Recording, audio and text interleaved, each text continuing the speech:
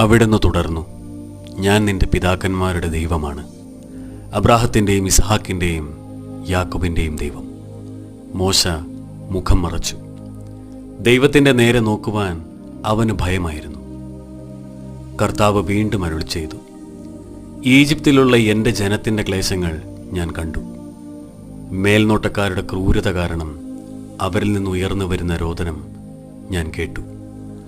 അവരുടെ യാതനകൾ ഞാൻ അറിയുന്നു. ഈജിപ്തുകാരുടെ കയ്യിൽ നിന്ന് അവരെ മോചിപ്പിക്കാനും അവിടെ നിന്ന് ക്ഷേമകരവും വിസ്തൃതവും തേനും പാലും ഒഴുകുന്നതുമായ ഒരു ദേശത്തേക്ക് കനാന്യർ, ഹിത്യർ, അമോര്യർ, പെരീസ്യർ, ഹിവ്യർ, ജബൂസ്യർ എന്നിവർ അധിവസിക്കുന്ന സ്ഥലത്തേക്ക് അവരെ നയിക്കാനുമാണ് ഞാൻ ഇറങ്ങി വന്നിരിക്കുന്നത്. കർത്താവേ, ഞങ്ങളങ്ങിൽ വിശ്വസിക്കുന്നു, ആശ്രയിക്കുന്നു.